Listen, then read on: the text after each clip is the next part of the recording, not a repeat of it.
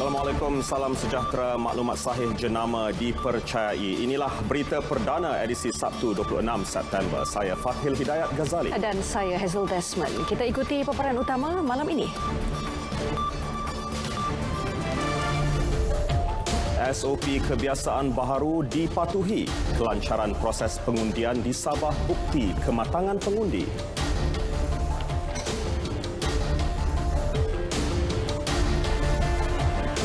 Perkhidmatan kawalan keselamatan perlu dijenama semula. Pesara tentera ganti khidmat pekerja asing.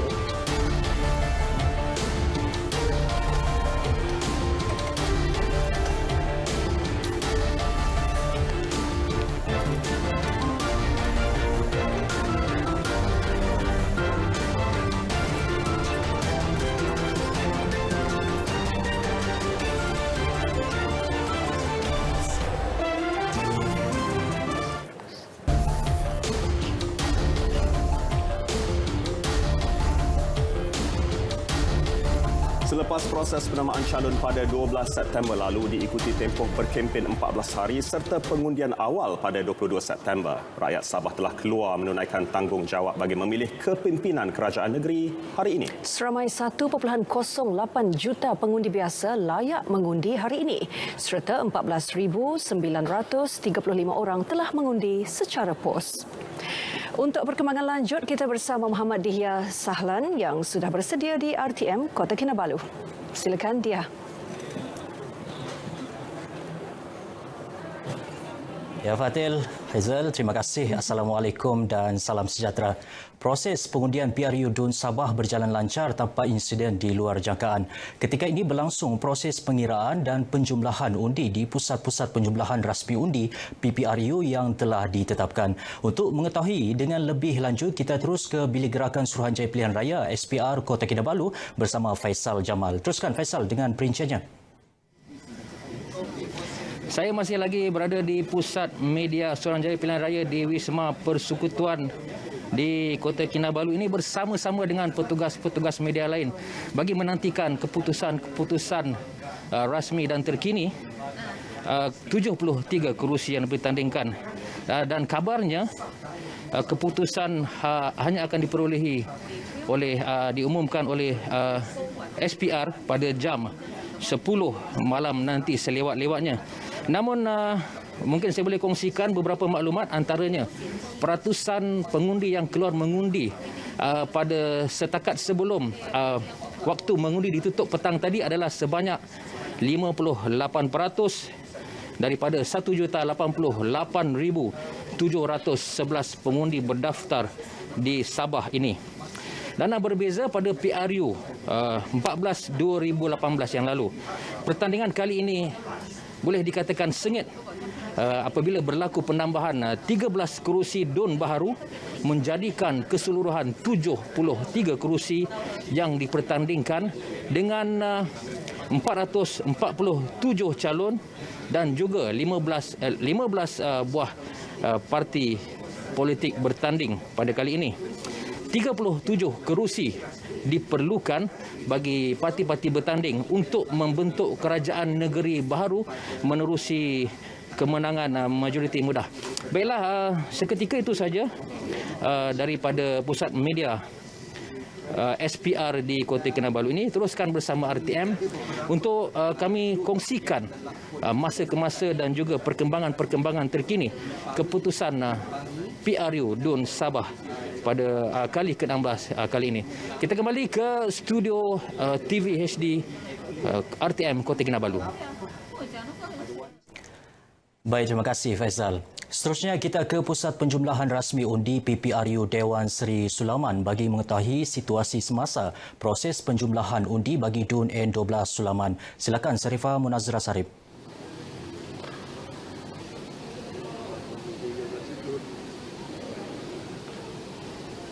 Baik dia, terima kasih. Assalamualaikum dan salam sejahtera. Untuk mengikuti keputusan terkini di N12 Sulaiman Tuaran ini, apa kata kita terus sahaja melihat skrin putih di belakang yang mana setakat ini sudah pun 12 peti undi yang telah sampai dan setakat ini calon Datuk Seri Panglima Haji G bin Haji Noor dari Perikatan Nasional mendahului dengan jumlah undi 2,499, manakala calon Datuk Ali Asgar bin Basri Parti Warisan Sabah Warisan 1,160 dan calon Rekan bin Husin Parti Cinta Sabah dengan jumlah undi 689 dan setakat ini majoriti 1,339 berpihak kepada calon Datuk Seri Panglima Haji G bin Haji Noor Perikatan Nasional. Baik saudara, kalau kita imbas kembali pilihan raya umum pada tahun pilihan raya ke-14, maafkan saya, setakat ini majoriti penyandang utama di DUN N12 Sulaiman Tuaran ini iaitu Datuk Seri Panglima Haji G Haji Noor, jumlah undi pada waktu itu ialah 12,966, memenangi dengan majoriti 7,774. Jadi setakat ini baru 8 peti undi yang telah sampai di Dewan Seri Sulaiman Tuaran ini. Adakah sejarah ini akan berulang kembali? Masih terlalu awal untuk kita nyatakan. Apapun terus bersama dengan kami, kita akan bawakan dari semasa ke semasa keputusan pilihan raya umum Dewan Undangan Negeri Sabah untuk DUN N12 Sulaiman Tuaran. Kembali semula bersama dengan Dia di studio. Silakan Dia. Baik, terima kasih Sarifah dengan laporannya. Proses penjumlahan undi Dewan Undangan Negeri N49 Labuk sedang berlangsung ketika ini membabitkan 22 saluran mengundi daripada 8 pusat daerah mengundi. Saleh Jekri di Dewan Serbaguna Beluran, silakan Saleh dengan laporannya. Baik, terima kasih rakan penyampai di studio. Sekarang ini saya berada di pusat penjumlahan rasmi undi PRU DUN Sabah ke-16 kawasan Dewan Undangan Negeri N49 Labuk. Proses pengiraan undi sedang rancak dijalankan ketika ini. Jadi untuk mengetahui perkembangan ataupun situasi semasa di pusat penjumlahan undi ini, kita bersama dengan Pegawai Pengurus Pilihan Raya N49 Labuk, Encik Nordin Darling. Jadi Encik Nordin, bagaimana agaknya proses pengiraan undi yang sedang berjalan ketika ini? Okey, terima kasih tuan. Buat masa ini proses sedang rancak dijalankan dan pada masa ini 11 saluran telah mengantar dan telah kita ketahui dia punya keputusan. Kita masih menunggu 11 lagi saluran yang sekarang ini sedang rancak dikira dan mungkin akan boleh disayapkan dalam tempoh 1 hingga 2 jam selepas ini. Dan kalau kita lihat dari segi pematuhan SOP dan segala ketenteraman awam dan begitu juga dengan pengundian begitu baik sekali lah, dengan dibantu dengan keadaan cuaca yang amat baik. So jadi pengundian begitu berjalan dengan begitu lancar sekali tuan. Okey, mungkin dari segi jangkaan keputusan yang untuk diperolehi di bagi N49 Labuk ini bagaimana? InsyaAllah tuan, sekiranya sekarang ni pun saya lihat macam ada 2 hingga 3 saluran sudah yang menghantar. Jadi dijangkakan mungkin lebih kurang jam 8 malam ini insyaAllah keputusan akan kita perolehi bagi N49 Labuk. Terima kasih. Okey, terima kasih. Untuk kawasan Dewan Undangan Negeri N49 Labuk ini, bagi PRU DUN Sabah ke-16 ini, seramai 8,952 yang layak mengundi di kawasan ini. Kembali bersama rakan di studio, silakan. Baik, terima kasih Saleh. Proses pengundian hari ini membabitkan 2,540 saluran di 741 pusat mengundi yang dibuka di semua 73 kursi DUN. Perjalanan pilihan raya dikendalikan 17,257 petugas. Norma baharu dan pematuhan prosedur operasi standard SOP adalah antara keutamaan yang ditekankan oleh Suruhanjaya Pilihan Raya SPR serta Kementerian Kesihatan Malaysia KKM. Persiapan rapi itu bagi memastikan pengundian ini dijalankan dalam keadaan selamat dan terhindar penularan wabak COVID-19. Seramai 1,594 petugas kesihatan telah ditempatkan di pusat-pusat mengundi di seluruh negeri. ia bagi memastikan protokol kesihatan dan keselamatan bagi proses pilihan raya itu berjalan lancar. Meskipun kita dikejutkan dengan kes beberapa pihak yang hadir membantu berkempen di Sabah telah dijangkiti COVID-19 apabila pulang ke Semenanjung selepas melakukan saringan kesihatan. Namun SPR dan KKM tidak lekang dalam memberikan nasihat agar pematuhan SOP diutamakan dalam segala urusan. Kalau risau tu risau juga, tapi kita tengok daripada SOP pihak SPR pun sangat memuaskan lah. Takutlah, tapi apa boleh buat, dipaksakan turun mengundi. Kerajaan pun saya tengok-tengok ada okey sikit. Jadi kami pun risau pun tidak berapa banyak. Pasal pun ini hari tetap mau datang juga mengundi. Pasal ini hari penting betul. Keseluruhannya dari aspek kesihatan, KKM dan SPR telah berjaya melaksanakan tugasan dengan cemerlang. Ini termasuk melakukan proses sanitasi bagi pusat-pusat penamaan calon tempoh hari serta pusat pengundian dan peralatan berkaitan. Turut disediakan kemah khas bagi pesakit bergejala. Malah pasukan kesihatan dan petugas SPR turut cekap dan pantas bertindak ketika menerima laporan salah seorang pengundi wanita di pusat mengundi SK Kampung Brunei di Membakut, Pengsan ketika sedang menunggu giliran untuk mengundi. Segala usaha yang dilakukan KKM dan SPR ini sudah semestinya selain memastikan PRU Dun Sabah berjalan lancar, pada masa sama ia dapat meyakinkan pengundi untuk melaksanakan tanggungjawab dengan selamat. Sementara itu, Polis Diraja Malaysia berkata proses mengundi sepanjang pilihan raya berjalan dengan lancar dan baik. Pihaknya dengan bantuan anggota Jabatan Sukarelawan Malaysia Rela berjaya mengawal situasi di pusat-pusat daerah mengundi di seluruh negeri. Tiada sebarang aduan maupun permasalahan yang dilaporkan setakat ini. Pesuruhjaya Polis Sabah Datuk Hazani Ghazali dalam sidang medianya di Ibu Pejabat Polis Daerah Papar berkata tinjauannya sekitar Beaufort dan Papar mendapati masyarakat yang keluar mengundi turut mematuhi prosedur operasi standard SOP. Untuk makluman semua, proses pengundian berjalan pada hari ini berjalan dengan lancar sekarang ini dan tiada ancaman keselamatan ataupun ketenteraman awam terpelihara dengan baiknya. Cuma sedikit ada traffic jam sikitlah because semua keluar pada hari untuk mengundi. Beliau turut memaklumkan pihaknya telah menerima sebanyak 193 laporan atas pelbagai kesalahan sepanjang kempen berlangsung sehingga semalam. Daripada jumlah itu, 58 kertas siasatan telah dibuka. Mengulas mengenai isu dua kerakyatan, Datuk Hazani menegaskan lebih 100 individu yang cuba pulang untuk mengundi dihalau keluar daripada memasuki perairan Sabah kemarin. Kesemua mereka disyaki memiliki dua kerakyatan. Datuk Hazani berkata individu ini menaiki 2 bot jongkong dan 2 bot laju. Bot-bot berkenaan dikesan cuba memasuki perairan negara melalui sempadan laut disandarkan.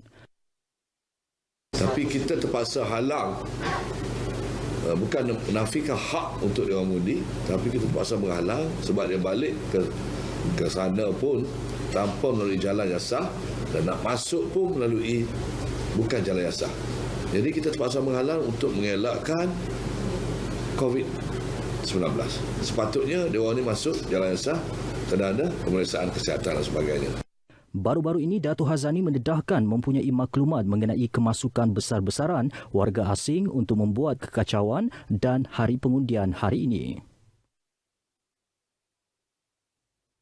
Dalam pada itu, Ketua Polis Daerah Kota Kinabalu, SCP Habibi Majinji menegaskan tiada insiden yang tidak diingini berlaku di sekitar Kota Kinabalu sepanjang proses pengundian PRU Dun Sabah. Orang ramai diingatkan supaya tidak mudah mempercayai khabar angin yang ditularkan di media sosial ataupun orang perseorangan.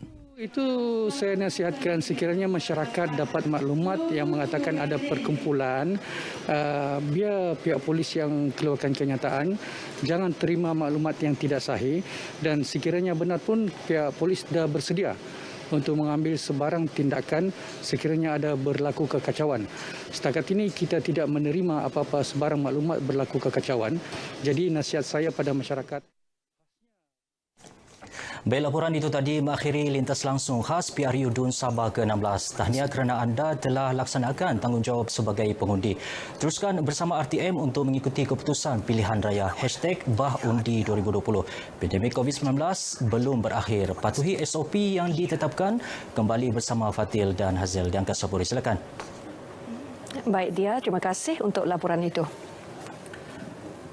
Perginya penyiar veteran RTM serba boleh. Paparannya seketika nanti.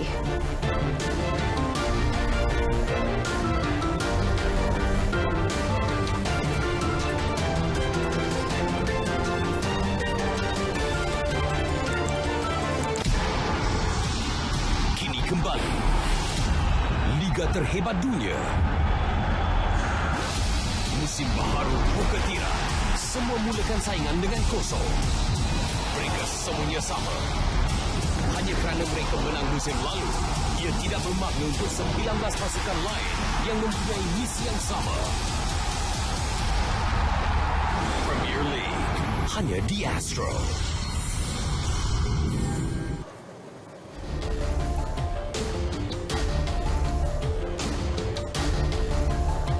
Masih bersama berita perdana.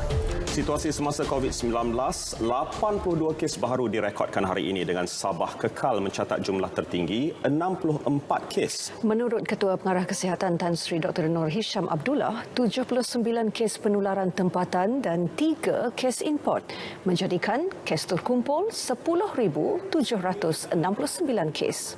Daripada 79 kes penularan dalam negara, 53 kes melibatkan warga tempatan dan 26 kes bukan warga negara. Daripada 64 kes di Sabah, paling tinggi melibatkan kluster Benteng Lahad Datu 33 kes, diikuti kluster Bangau-Bangau 25 kes. 15 lagi kes penularan tempatan pula melibatkan 3 kes di Negeri Sembilan dan 3 kes di Kuala Lumpur melibatkan saringan pulang dari Sabah. Di Selangor pula terdapat 2 kes penularan tempatan manakala Terengganu merekodkan 2 kes saringan pulang dari Sabah. Sementara itu, Pahang, Johor dan Melaka masing-masing mencatat 1 kes saringan pulang dari Sabah.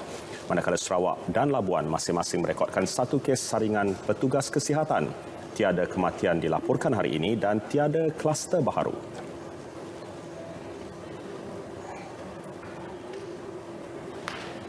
Berikut status terkini COVID-19 dalam negara. Diikuti data kes positif harian mengikut negeri-negeri.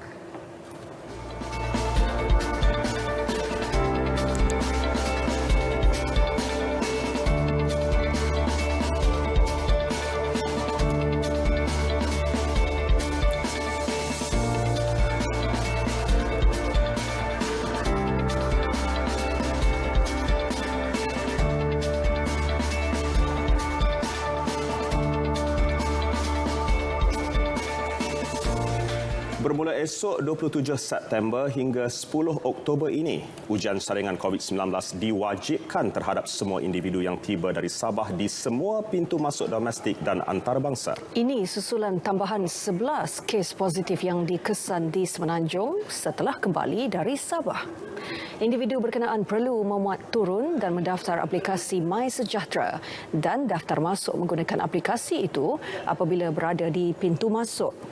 Seterusnya, mereka perlu menjalani saringan gejala jangkitan saluran pernafasan dan ujian saringan pengesanan COVID-19. Mereka diwajibkan menjalani perintah pengawasan dan pemerhatian di rumah. Kesemua individu di pintu masuk akan diberi surat perintah tersebut dan dipakaikan gelang kuarantin. Tarikh HSO akan bermula dari tarikh ketibaan di pintu masuk sehingga keputusan makmal diperoleh. Pelepasan akan diberikan sekiranya keputusan ujian makmal menunjukkan negatif COVID-19. Sekiranya terdapat individu yang perlu meneruskan perjalanan ke rumah dengan menaiki kenderaan awam dan perkhidmatan e-hailing, surat kebenaran akan diberikan pada hari sama. Individu yang mengalami gejala jangkitan saluran pernafasan dalam tempoh 14 hari dari tarikh pulang perlu menjalani saringan ulangan COVID-19.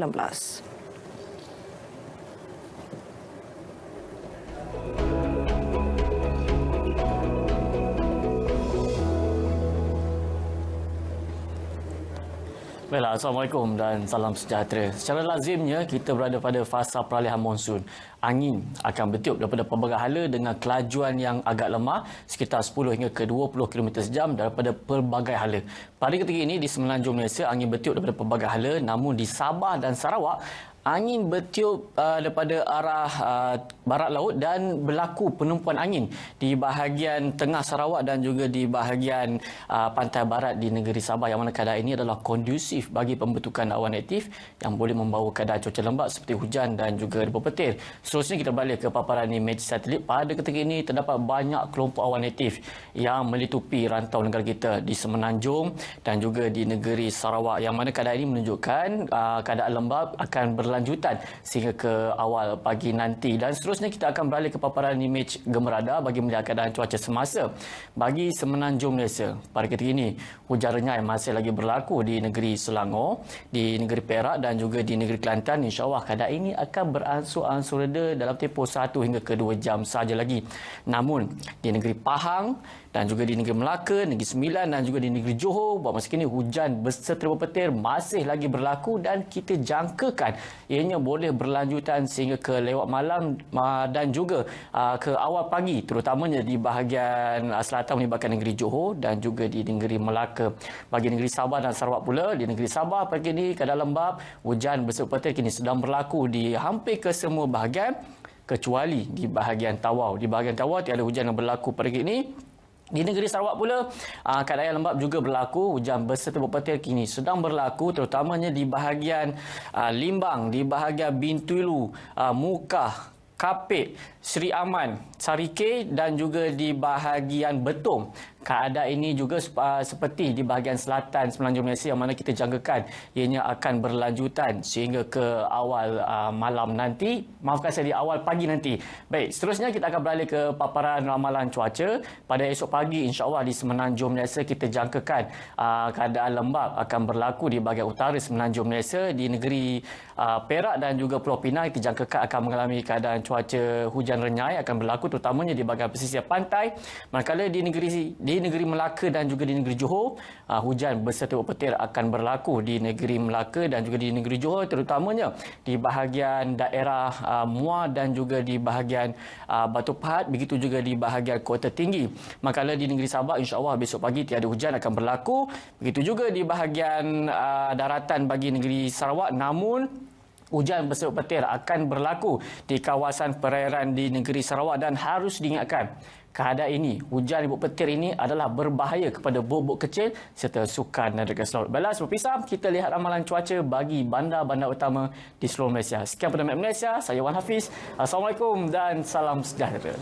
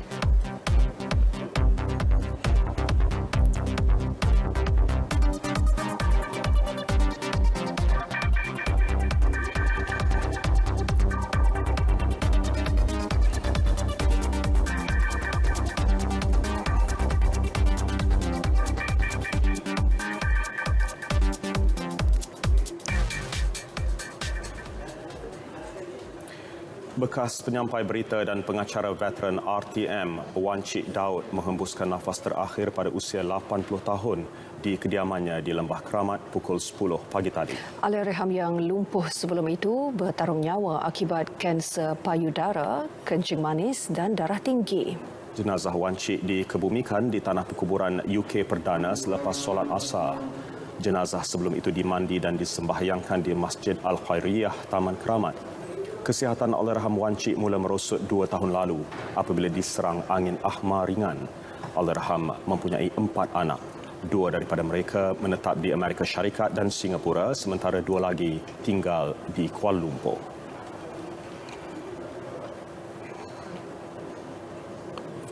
Ini bukan milah, ini Milo. Itu merupakan dialog ikonik Allahyarham Wan Cik Daud yang mencuit hati masyarakat tatkala menonton filem Nasib Doremi.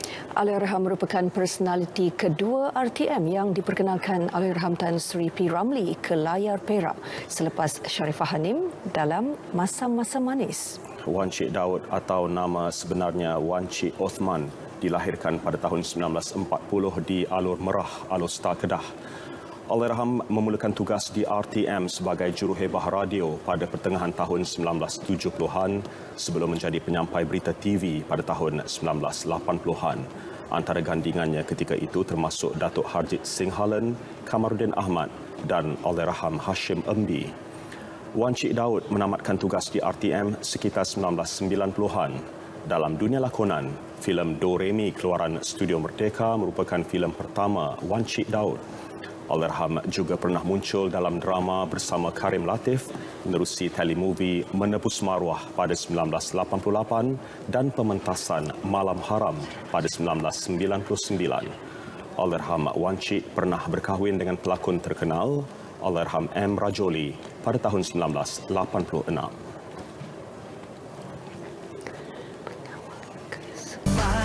Aspirasi negara, penggerak sosioekonomi, panci tanggung jawab bersama, data anda masa depan kita, panci semua penduduk juga perumahan demi kesejahteraan negara.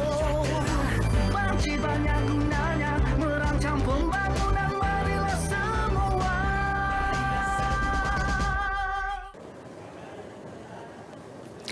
Tugas dan peranan pengawal keselamatan bakal dijenamakan semula. Menteri Sumber Manusia Datuk Seri M. Saravanan berkata pihaknya sedang dalam perbincangan dengan Kementerian Pertahanan untuk mengambil pesara tentera bagi mengisi kekosongan perkhidmatan kawalan keselamatan sekaligus mengatasi kebergantungan terhadap pekerja asing.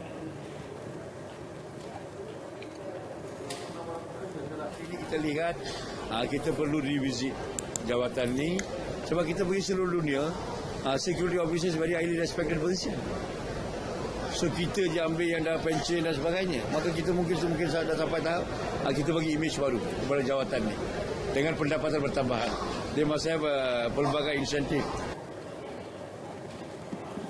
Menurut beliau, perkhidmatan kawalan keselamatan perlu diberi penjenamaan semula dengan mengambil kira tahap kecergasan dan faktor usia seseorang petugas yang menjaga kebanyakan premis perniagaan dan perbankan.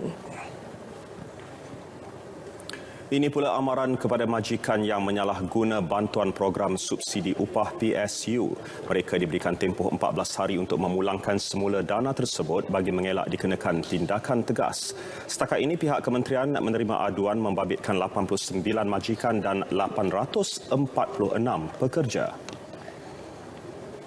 Kalau ada yang abuse, ambil duit tapi tak bayar pekerja, mungkin dia kena pulangkan. Ada juga macam-macam alasan. Kadang-kadang ada juga majikan dah ambil duit tetapi tak bayar kepada pekerja. Dia bagi alasan pekerja itu datang kerja dan macam-macam. So kita minta mereka pulangkan dalam masa 14 hari. Beliau merasmikan Karnival Penjana Kerjaya Kementerian Sumber Manusia 2020 di Sungai Siput, Perak. Kementerian Komunikasi dan Multimedia sedia membantu Polisi Raja Malaysia PDRM berhubung laporan sebuah syarikat di China mengumpulkan data 1,400 rakyat Malaysia.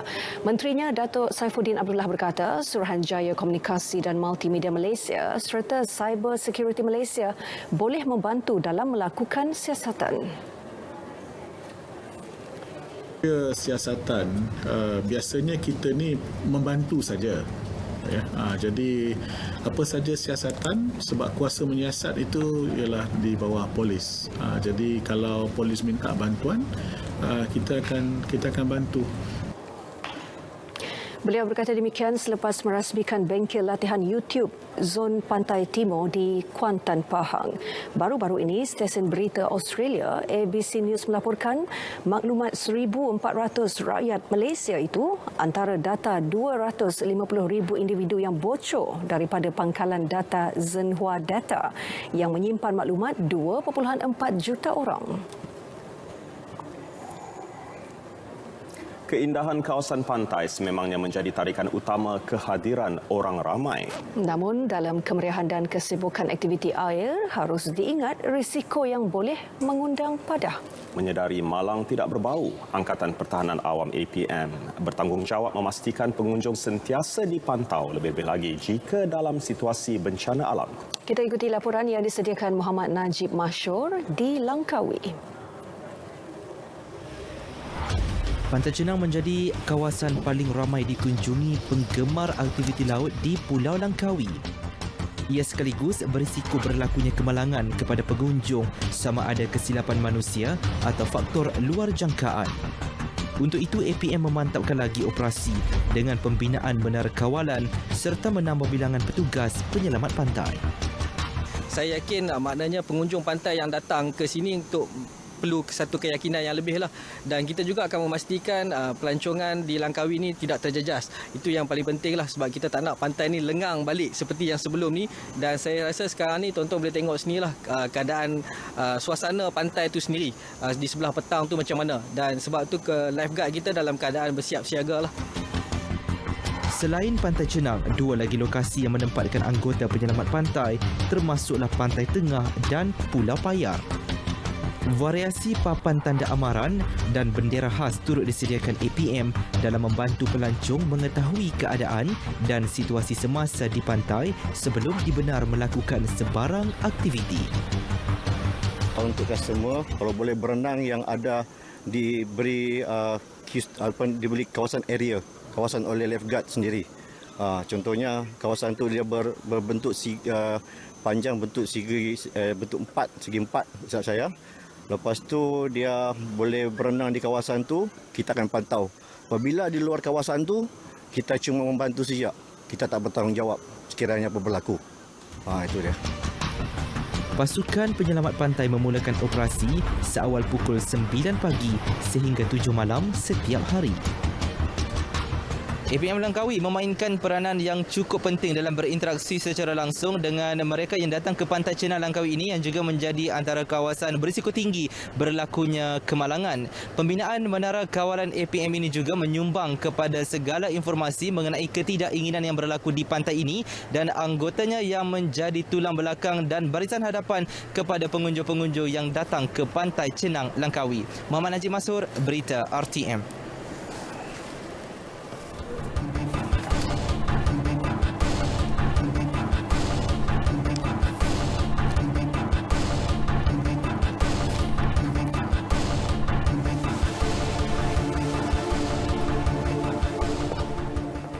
Inisiatif khas Kita Prihatin yang diumumkan Perdana Menteri Rabu lalu amat dinantikan rakyat yang terkesan akibat penularan COVID-19.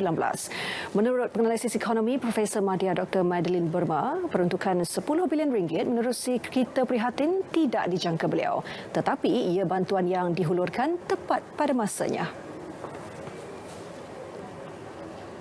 Saya tidak berjangka benda ini diumumkan sebab saya merasakan bahawa kerajaan telah pun memperuntukkan nilai yang sangat besar dari segi suntikan fiskal untuk membantu negara dan rakyat dalam keadaan COVID-19 ini. Tapi dengan pengumuman itu, maka saya menerima baik seperti juga rakyat Malaysia yang lain.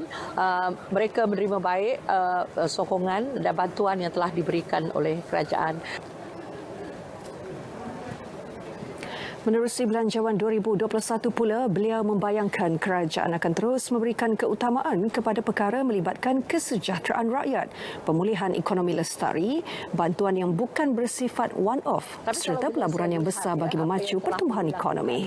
Dan bukan besar kemungkinan dilakukan ialah kerajaan memang akan berlaku defisit yang besar dari segi perbelanjaan kerajaan. Tetapi saya yakin kerajaan masih ada sumber-sumber yang ada yang boleh digunakan untuk tujuan ini. Termasuk kita prihatin, pakej rangsangan ekonomi bernilai 305 bilion ringgit secara keseluruhan telah diumumkan kerajaan. Ini dijangka menyumbang 3.7 hingga 4.0% kepada keluaran dalam negara khasa tahun ini.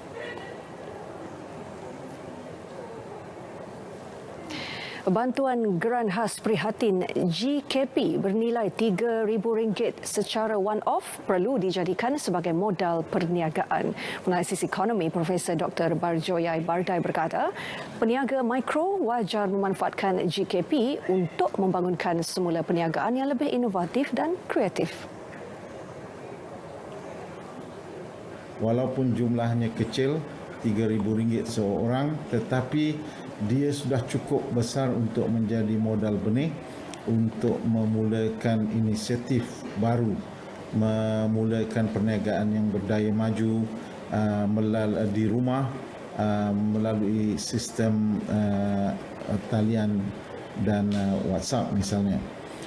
Ini perlu dimanfaatkan sebagai asas bagi mendorong mereka, setiap keluarga di Malaysia ini untuk memulakan perniagaan. Langkah kerajaan membuka semula GKP yang bakal memanfaatkan lebih 20,000 peniaga mikro juga mampu menarik minat orang ramai untuk menceburi bidang keusahawanan. Secara keseluruhan, inisiatif khas kita prihatin sangat relevan terutamanya kepada isi rumah dan usahawan yang terbeban akibat COVID-19.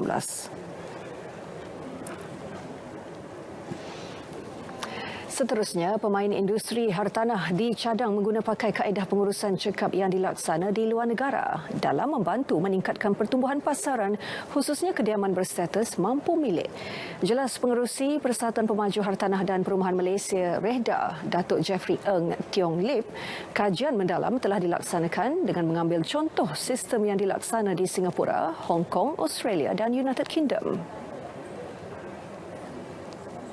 The surveys conducted on the ground, we really need very high quality analytics and benchmarking comparisons in order to be able to substantiate what future trends that we would actually need for the industry to move forward. Beliau ditemui media selepas majlis menandatangani perjanjian persefahaman MOU melibatkan REHDA bersama Monash University dan Universiti Tunku Abdul Rahman di Petaling Jaya, Selangor. Menerusi MOU itu, ketiga-tiga pihak menjalin kerjasama mewujudkan program sarjana pembangunan hartanah. Kolaborasi itu bakal menetapkan hala tuju untuk perkongsian pengetahuan serta kerjasama penyelidikan ke arah memperkasa golongan profesional hartanah.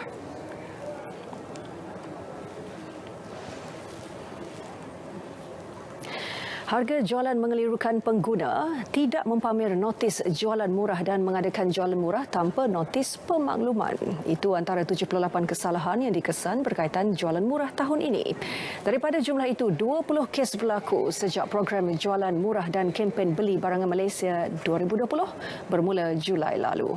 Kesemua kesalahan itu membabitkan nilai rampasan RM44,604 dan nilai kompaun kira-kira RM23,000. Kita menyeru kepada pengguna-pengguna selepas saja buat pembelian, mereka kena cek balik point of sale tu ataupun senarai barang yang dibeli tu. Kadang-kadang ditulis lain, kemudian dicah dalam mesej tu lain. Banyak aduan yang terima yang tu. Jadi kena berhati-hati.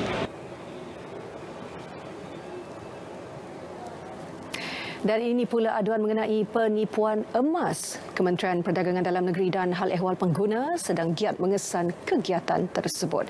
Pemantauan rawak dilakukan pegawai penguatkuasa KPDN HEP di seluruh negara. Kita dapat maklumat bahawa penipuan dalam jualan emas. Dari segi timbang satu, yang dua dalam emas tersebut dia letak tungsten. Tungsten ni satu besi, satu satu logam yang densitinya lebih kurang daripada emas. Saya dapatkan tungsten ni dia punya density 18, emas 21. Tungsten ni diletak dalam emas dibalut dengan apa? Dengan emas. Jadi saya dapatkan ada. Perbuatan itu dikesan melalui sebuah syarikat mengendalikan tentu sah yang menjalankan ujian secara rawak terhadap barang kemas yang dibeli. Datuk Rosul ditemui selepas merasmikan kempen jualan barangan Malaysia di Kuala Terengganu City Centre.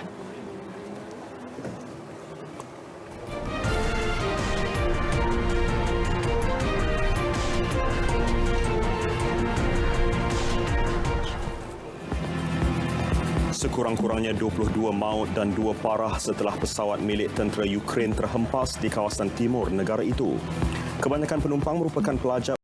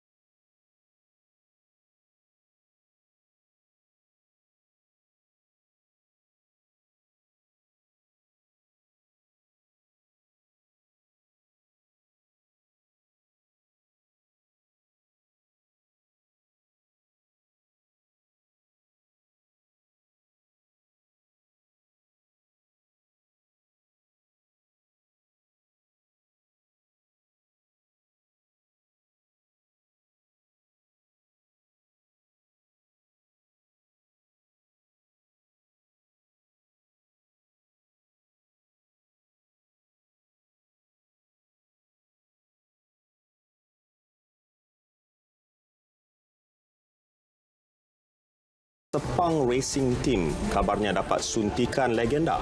Mungkin kita boleh dapatkan perincian lanjut bersama rakan penyampai Syairul jika sudah bersedia. Syairul Islam, silakan.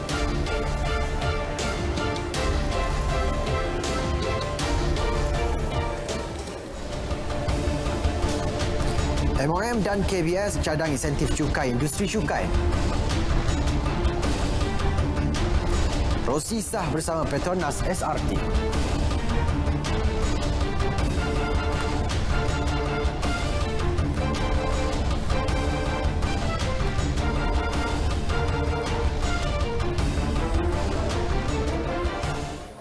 Baik, terima kasih rakan penyampai. Kita mulakan segmen sukan dengan berita yang baru diterima. Juara dunia 9 kali Valentino Rossi sah sertai Petronas Yamaha Sepang Racing Team SRT untuk musim 2021 sekaligus mengesahkan kabar angin yang telah bertiup kencang sejak Februari tahun ini. Petronas Yamaha SRT yang juga pasukan satelit Yamaha mengesahkan perkara ini dalam satu kenyataan yang dikeluarkan sebentar tadi. Prinsipal pasukan Datuk Razlan Azali melalui kenyataan berkata pihaknya mengalu-alukan kehadiran pelumba ikonik dan sudah dianggap legenda itu untuk menyertai pasukan terbabit. Valentino bakal mengisi kekosongan yang ditinggalkan Fabio Quartararo yang mengikat kontrak bersama Yamaha selama 2 tahun. Pengumuman itu menyaksikan Rossi dan juga rakan senegaranya Franco Morbidelli melengkapkan barisan pelumba Petronas Yamaha SRT untuk musim depan. Valentino Rossi dianggap pelumba terhebat sepanjang zaman selepas memecah berbagai rekod dalam kelas perdana sejak 2000. Sejak bersaing dalam kelas perdana bermula tahun 2000, dia menjadi satu-satunya pelumba yang memenangi saingan 125cc, 250cc, 500cc dan kejuaraan MotoGP. Dalam saingan kelas perdana, Rossi memenangi 7 kejuaraan dunia, 89 perlumbaan, 199 podium, 55 petak pertama dan 76 catatan sepusingan terpantas. Pendahulu Liga Super Johor Darul Takzim JDT gagal mengekalkan momentum kemenangan apabila merekodkan keputusan suri 2-2 ketika bertemu PJ City FC. Aksi yang berlangsung dengan hujan ronyai di Stadium Majlis Bandaraya Petaling Jaya menyaksikan penyerang utama JDT Muhammad Syafawi Rashid meletakkan pasukannya di hadapan pada minit ke-35 permainan. PJ City FC berjaya menyamakan kedudukan 1-1 apabila berlaku sedikit kegopohan di hadapan gawang JDT yang dihukum Kristi Jayasila 2 minit selepas itu. Skuad K. Divan berjaya di hadapan 2-1 apabila dihadiahkan sepakan penalti yang disempurnakan K. Gurusami sebelum JDT bangkit menyamakan kedudukan 2-2 juga menerusi sepakan penalti oleh Gonzalo Cabrera sebelum tamat separuh masa pertama. Bersambung separuh masa kedua, kedua-dua pasukan nyata mempamerkan aksi yang seimbang dengan saling bertukar-tukar serangan, namun keputusan 2-2 kekal hingga ke whistle penamat.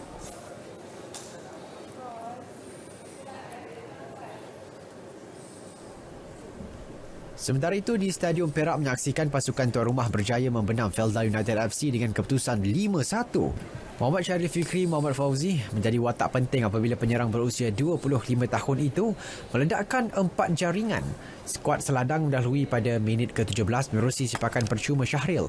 Memasuki babak kedua perlawanan, Perak memperoleh gol kedua pada minit ke-46 apabila Syahril menguis masuk bola ke dalam gol sebelum pemain import Guilherme Di Paula meletakkan Perak di kedudukan selesa 3-0 selang 6 minit. Felda United berjaya mencuri 1 gol menerusi Nicolas Leandro Velas pada minit ke-62. Bagaikan belum puas, skuad Seladang bimbingan Mehmet Durakovic terus mengasak dengan gol keempat sekali lagi menerusi Syahril pada minit ke-69 hasil penembatan kencang dalam kotak penalti lawan. Syahril terus menambah derita pasukan pelawat apabila tandukannya pada minit ke-85 berjaya menerjah jaring lawan sekaligus menjadikan kedudukan 5-1.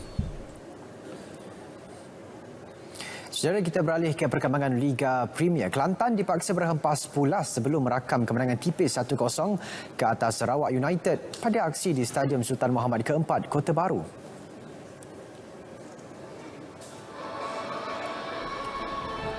Pada aksi itu, kedua-dua pasukan mempunyai peluang untuk menghasilkan jaringan namun dinafikan oleh ketumpulan jentera penyudah. Tiada sebarang jaringan pada babak pertama perlawanan. Bersambung babak kedua, pelawat terlebih dahulu menguji pintu gol tuan rumah menerusi gandingan Kapten Muhammad Amri Yahya dan pemain import Patrick Ronaldinho. Tersentak dengan asakan pelawat, Kelantan kembali memperkemas corak perlawanan menerusi beberapa percubaan menarik ke kubu Sarawak United.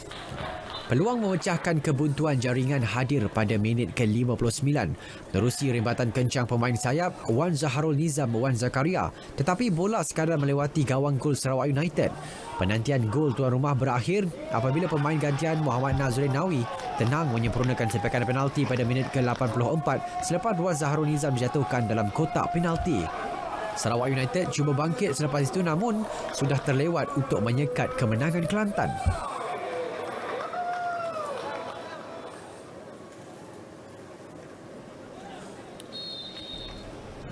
Dalam pada itu, skuad Kuala Lumpur mengesahkan slot ke Liga Super 2021 selepas menumpaskan Selangor 2 5-4 di laman sendiri. Berlangsung di Stadium Kuala Lumpur, pasukan pelawat mendahului pasukan tuan rumah seawal minit ke-3 hasil jaringan Muhammad Sazwan Salihin. Kuala Lumpur perlu menunggu sehingga minit ke-32 apabila Muhammad Fakrul Aiman Sidit membuka tirai jaringan diikuti Nicholas Alejandro Dul menggandakannya selang 2 minit kemudian. Kuala Lumpur menambah jaringan 4 minit sebelum babak pertama tamat menerusi kuasi Francis Kone yang meledakkan jaringan cantik. Bersambung babak kedua, pasukan Selangor 2 kembali mendominasi permainan dan menghasilkan 2 gol menerusi Bajram Nebija dan Ahmad Daniel Ahmad Asri.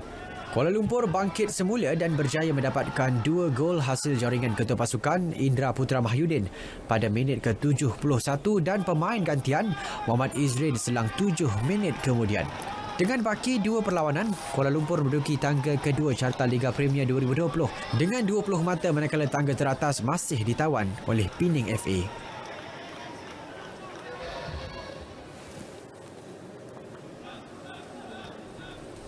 Dalam pada itu, Ketua Jurulatih Skuad Bola Sepak Kuala Lumpur KLFA Muhammad Nizam Azhar Yusof meluahkan kegembiraannya dapat kembali ke Liga Elit Negara. Saya amat gembira dan berterima kasih dengan pihak pengurusan yang sentiasa menjaga kebajikan dan menyokong 100%. Tentu sekali usaha keras pemain-pemain juga sebenarnya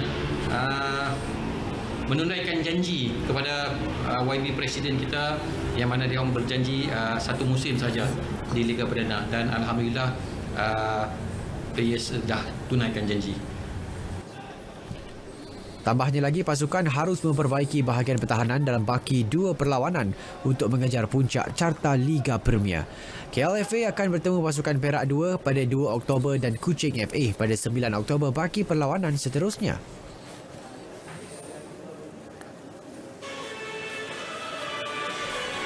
Di Paroi pula, Negeri Sembilan tewas 2-4 kepada Kuching FC. Gol pertama Kuching FC dijaringkan Brian Jones Anisizio pada minit ke-11 diikuti Hudson Diaz de Jesus 9 minit kemudian. Gawang Negeri Sembilan bocor lagi buat kali ketiga pada minit ke-21 menerusi jaringan Brian. Tersentak dengan 3 gol, anak buah Syazali Saidun memanfaatkan suasana kelam kabut di depan pintu gol Kuching FC apabila pemain pertahanan Matthias Fernandes menewaskan Muhammad Iqbal Suhimi untuk gol pertama Negeri Sembilan pada minit ke-25. Kuching FC menambah koleksi gol keempat yang sekali lagi dijaringkan Brian pada minit ke-27. Memasuki babak kedua perlawanan, skuad Hobing Johobing berjaya mendapatkan gol kedua pada minit ke-49 menerusi sepakan percuma Matthias dari jarak kira-kira 30 meter. Keputusan kekal Negeri Sembilan 2, Kuching FC 4 sehingga tamat perlawanan.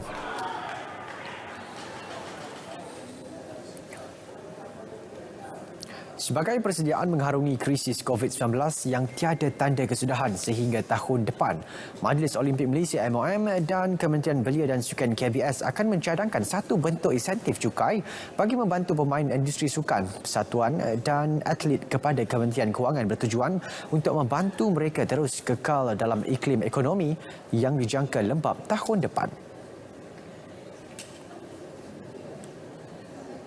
Demikian dijelaskan oleh Presiden MOM Tan Sri Muhammad Nurza Zakaria. Bila kita bercakap tentang keluarga besar sukan negara, ia melibatkan seluruh industri tersebut. Ya, pada mereka pengusaha-pengusaha sukan, bagi mereka yang memegang kepimpinan NSA, kepada atlet-atlet, kepada bekas-bekas atlet. Kalau boleh kita melihat bahawa melalui kerajaan meletakkan sukan ini sebagai salah satu komponen penting dalam kita menyatu padukan rakyat, dalam kita membawa feel good factor tu balik, supaya bila sukan itu kita tak mahu pengusaha-pengusaha sukan berada yang dalam keadaan nyawa-nyawa ikan ini terus hilang daripada peta sukan tersebut kerana tidak adanya bantuan dan pertolongan. Tambah beliau, sekiranya kerajaan tidak memikirkan langkah seumpama itu, dikuatiri akan merencatkan industri sukan negara pada tahun mendatang. Inisiatif cukai turut akan memberi manfaat kepada persatuan sukan dan keseluruhan atlet negara. Nilai industri sukan negara tahun lalu mencecah 7 bilion ringgit, menyumbang 7% nilai keluaran negara kasar KDNK. Beliau berkata demikian kepada media selepas mempengerusikan mesyuarat ahli lembaga eksekutif MOM yang ke-144 di Wisma MOM. Sementara itu, menjelang Sukan SEA Hanoi, Vietnam, Majlis Olimpik Malaysia MOM sedia menyilai semula kriteria pemilihan atlet yang akan ke Vietnam tahun depan selepas menerima pandangan dari semua persatuan sukan. Ini kerana sebelum ini, MOM mencadangkan untuk mengetengahkan lebih ramai atlet muda, namun terdapat bantahan dari segelintir persatuan sukan. Saya yakin dengan input dan feedback yang kita dapat tadi, kita akan berbincang dengan MSN untuk kita menghasilkan kriteria yang boleh kata amended kriteria yang akan kita wujudkan mungkin by the end of the year, dan kemudian kita juga pada masa itu akan tahu tentang sukan-sukan yang akan ditetapkan oleh host Vietnam. Selaku tuan rumah, Vietnam telah mengemukakan 36 jenis sukan dan Malaysia telah membuat rayuan untuk dimasukkan 7 jenis sukan.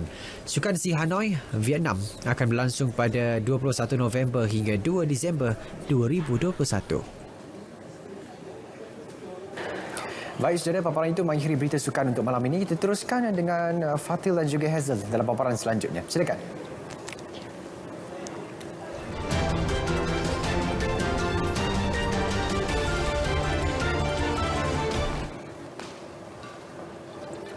Lagi kes langgar lari membabitkan penghantar makanan. Dipercayai berlaku di Petaling Jaya, penunggang motosikal ini dilanggar lari pemandu kereta yang tidak bertanggungjawab. Mangsa dia rempuh kereta berwarna putih di lorong kiri sebelum meninggalkan mangsa yang cedera. Ini pula rakaman tular di laman sosial yang memaparkan individu dikejar sekumpulan anjing. Aksinya yang terjatuh tetapi tidak diserang haiwan berkenaan mengundang rasa kasihan netizen. Video ini dimuat Nai Hakim di laman Twitternya. Di Alaska, aksi mus berlari di permukaan air seolah-olah terapung menimbulkan tanda tanya mengenai kebolehannya itu. Video ini dirakam seorang pengguna TikTok. Namun ada netizen berpendapat mus tersebut mungkin berlari atas laluan berpasir di sekitar sungai tersebut. Tular video dimuat naik Rafi.net yang memaparkan seorang bayi lelaki sedang memanjat dinding khas yang disediakan dalam rumahnya. Aksi agak mengejutkan kerana pada usia setahun, bayi ini berkemampuan melakukan tindakan sebegitu. Difahamkan dinding berkenaan disediakan bapanya bagi mengelak si kecil memanjat perabot rumah.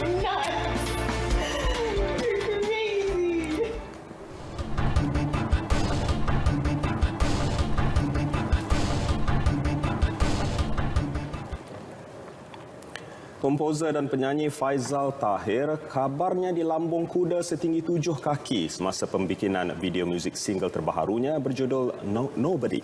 Walaupun badannya sakit, insiden itu tidak mematahkan semangat Faizal untuk menyiapkan video muzik tersebut. Pada saya, it's a good experience untuk saya sebab masa kita shoot tu, hari pertama nak shoot tu, kalau dah hujung-hujung tak apa lagi. Ini first try nak shoot dengan kuda tu, saya dilambung lah dengan kuda tu. Orang yang tengok cakap 6-7 kaki juga lah saya melambung atas udara kan. So kalau tengok tu agak ngeri, tapi Alhamdulillah saya jatuh dalam keadaan tak adalah orang kata keadaan baik sangat, sakit-sakit badan, pasal semangat tu saya teruskan juga. To be honest, tak semua orang akan bila jatuh kuda tu akan bangun semula lah. Faizal ditemui B-Diva selepas pelancaran muzik video Nobody di Petaling Jaya. Bagi Faizal, lagu itu sangat istimewa, ditujukan khas untuk isterinya. Komposer terkenal S.A. Tan pula berterima kasih kepada semua pihak yang membantu dan memberi sokongan kepada beliau selama ini. Julai lalu, S.A. Tan selamat menjalani pembedahan mata kanan kerana masalah katarak di sebuah pusat perubatan di Bangi. Dengan pembedahan itu, hanya mata kiri beliau yang kini berfungsi.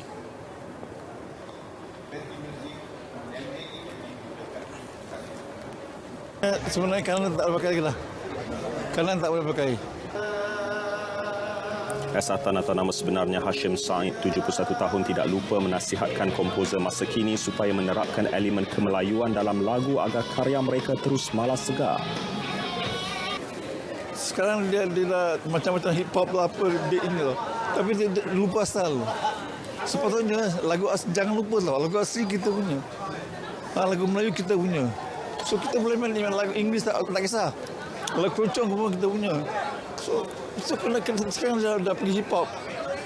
Terus saya kata dah hilang kemajuan dah. Hilang kita punya identiti. Itu yang perlu patut kita jaga yang itu. S.A. Tan ditemui B-Diva ketika menjadi tetamu undangan pada majlis kesyukuran kumpulan left-handed di Ibu Negara baru-baru ini. Berita perdana edisi Sabtu 26 September berakhir di sini. Terima kasih atas kesetiaan anda. Teruskan menonton TV1 dan saluran berita RTM untuk mengetahui keputusan pilihan raya umum DUN Sabah. Dengan itu, Assalamualaikum. Salam sejahtera.